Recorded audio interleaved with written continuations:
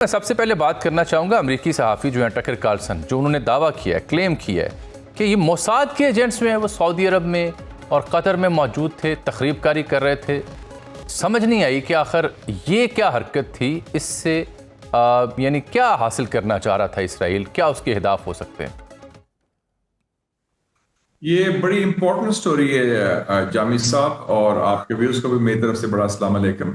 کہ یہ پہلی دفعہ ہوا ہے کہ اسرائیل کا جو اتنے گھرونے عزائم ہیں وہ صرف ایران کے خلاف نہیں بلکہ آپس میں مسلمان ممالک کو لڑانے کی کوشش کی۔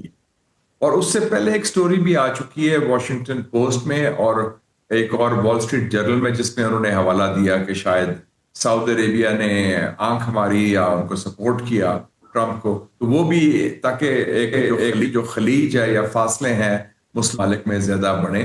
اور جو موساد کا آپریشن ہے یہ بڑا خطرناک ہے، کیونکہ فالس فلیگ کا مطلب ہے کہ وہ ایران پر بلیم ڈال دیں گے کہ ایران نے یہ کیا، حالانکہ وہ خود ان کے ایجنٹس کرا رہے ہیں۔ تو یہ ظاہر ہے کہ ان کی ایک براڈر اسٹریٹجی کا حصہ ہے جو مسلم ورلڈ کے خلاف ہے، کیونکہ میں دیکھ رہا ہوں کہ جو نیتن یاہو ایک زائنسٹ ہے، اس کی سوچ ایک تہذیبی جنگ والی ہے۔ It's a civilizational war that he wants to wage against Muslim countries۔ اور آپ کو یاد ہوگا کہ جنرل ویزلے کلارک نے کیا کہا تھا کہ 7 مسلم ممالک کے خلاف 5 سالوں میں ہم نے صفایا کرنا ہے 9/11 کے فوراً بعد۔ یہ امریکن پلان تھا جس کا خالق نیتن یاہو ہے۔ تو یہ بڑا گھرونا پلان ہے، میں سمجھتا ہوں کہ مسلم دنیا کو اس میں بالکل ٹھیک تھا جو آپ بیان کر رہے ہیں، لیکن ساتھ میں امریکی اپروچ کو بھی دیکھ رہا ہوں۔ رات گئے جو ان کے سیکرٹری آف اسٹیٹ ہیں، وزیر خارجہ مارکو روبیو، وہ اعتراف کر رہے ہیں کہ U S launch strikes on Iran because Israel plan to attack, یعنی گویا اسرائیل کی وجہ سے ہم نے حملہ کیا۔ یہ تو اعتراف ہے کہ اسرائیل امریکہ جو ہے وہ اسرائیل کی پراکسی کے طور پر استعمال ہو رہا ہے۔ عجب بات نہیں ہے یہ؟ I'm very sorry to say کہ میں بڑا ڈس اپوائنٹ ہوا ہوں، کیونکہ ٹرمپ نے اپنی سیاسی زندگی کا سب سے بڑی حماقت کر، اٹس اے مونومنٹل بلنڈر۔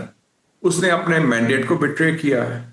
اس نے جو مینڈیٹ تھا امریکہ فرسٹ کا وہ اسرائیل فرسٹ بن گیا ہے، اور اس کے ساتھ ساتھ انہوں نے کہا تھا نو مور وارز، اور جنگ شروع کر دی ہے، اور پھر ایک دھوکے کی بنیاد پر۔ میرا اپنا مشاہدہ یہ ہے کہ نیتن یاہو نے ٹرمپ کو ٹریپ کیا ہے، اور اس کی بنیاد آپ خود بھی پڑھے لکھتے ہیں سارا کچھ، ایپسٹین فائلز ہے۔ ایپسٹین فائلز میں کوئی ایسا مواد ہے، کیونکہ ایپسٹین جو تھا، جیفری ایپسٹین، وہ اسرائیلی نواز نہ صرف تھا زائنسٹ بلکہ وہ موساد کا ایجنٹ، تو انہوں نے ان کو بلیک میل کیا، ان کو ٹریپ کیا اور اس کو پھنسا دیا اس چیز میں۔ تو اب تو لگتا ہے کہ ٹرمپ ایک قسم کا نیتن یاہو کا پٹھو بنا ہوا ہے، it's the other way around. اور اس سے یہ بھی شو ہوتا ہے جامی صاحب کہ جو اسرائیلی لابی ہے وہ کتنی اسٹرانگ ہے امریکہ کے اندر بھی، کہ لوگوں کے کیریئر بنا سکتی ہے۔ اور یہ سب سے بڑی تلخ حقیقت ہے جس کو آپ نے بیان کیا کہ اسرائیلی لابی کتنی تگڑی ہے۔ ایپسٹین فائل میں جو ان کے کرتوتے ہیں ان پر پردہ ڈالنا ایک وجہ ہو سکتی ہے۔ ابھی سپریم کورٹ نے ٹیرف کے اوپر جو ڈونلڈ ٹرمپ کے احکامات تھے ان کو اڑایا، پھر جو مقبولیت ہے ان کی وہ تاریخ میں کم ترین سطح پر پہنچی ہوئی ہے۔ CNN اور اپسوس اور رائٹر کے سروے آ رہے ہیں کہ امریکی عوام اس جنگ کے مخالف ہیں، تو یہ واقعتاً لگتا ہے کہ بظاہر ایک ڈائیورژن ہے اور اس کو یوز کیا ہے اسرائیل نے۔ لیکن مشاہد صاحب، اوور دی ایئرز یہ تو امریکہ نہیں تھا، یہ تو امریکی جو قیادت تھی یا ان کے سیکرٹری خارجہ یا صدور یا فیصلہ ساز تھے، اتنی ہلکی اور اتنی چھچوری اپروچ تو ان کی نہیں ہوتی تھی۔ یعنی آپ دیکھیں نا، پہلے دعویٰ کیا کہ رجیم چینج کرنی ہے، تو آیت اللہ صاحب کی شہادت ہوگی، آپ کہہ رہے ہیں نہیں رجیم چینج ہم نے نہیں کرنی تھی، ہم تو چاہ رہے ہیں کہ ایران میزائل نہ بنائے، نیوکلیر ہتھیار نہ بنائے۔ واٹ اے نانسنس دس از۔ دیکھیں جی جامی صاحب، آپ صرف ایک ٹویٹ دیکھ لیں، ڈاکٹر عمر البسیدی، عمان فارن منسٹر، جو مزاحلت کر رہا تھا، میڈیٹ کر رہا تھا، انہوں نے کیا لکھا ہے؟ انہوں نے کہا ہے کہ پیس واز ود ان ریچ۔ میرا ڈرافٹ مکمل تھا، اور انہوں نے بریف بھی کیا جے ڈی وینس کو کہ جناب ایران نے سب شرائط مان لی ہیں، بلکہ انہوں نے کہا اوباما سے زیادہ بڑھ کے یہ ایگریمنٹ ہو رہا ہے، زیرو انریچمنٹ پر، no nuclear weapons, open to inspections, even ہر چیز کے لیے تیار تھا۔ تو یہ جنگ کا تعلق نیوکلیئر سے نہیں ہے، میزائل سے نہیں ہے، ایران کی کوئی پروکسی سے نہیں ہے. یہ ایک ایران کا جو انقلاب ہے جو 47 سال پہلے آیا تھا 1979 میں، وہ کھٹکتا ہے امریکہ اور اسرائیل کو، کیونکہ ایران ڈٹ کے کھڑا ہوتا ہے ان کے سامنے. اس کا خاتمہ ہے بیسکلی. اور خاتمہ ماڈل کیا ہے ان کا؟ Sudan, Syria, Somalia, Libya. تباہ کرو پھر تقسیم کرو، فریگمنٹیشن. تو یہ بھی ان کا منصوبہ ہے. تو اللہ تعالیٰ کا فضل ہے کہ سو فار جو پہلا راؤنڈ ہے ایران تو جیت گیا ہے، وہ قائم رہے ہیں، ان کا رجیم بھی قائم ہے. آپ کہہ رہے ہیں کہ پہلا راؤنڈ جو ہے وہ ایران ہے. مثلاً کیسے ایران پہلا راؤنڈ جیت گیا ہے؟ اتنی بڑی تعداد میں شہادتیں، قیادت وائپ آف ہو گئی. کیسے، کس بنیاد پہ آپ یہ تبصرہ کر رہے ہیں؟ لیکن پہلا راؤنڈ میں کیا دشمنوں کے کیا مفروضہ تھا؟ ان کا یہ تھا کہ ہم ان کے لیڈرشپ کو مار دیں گے.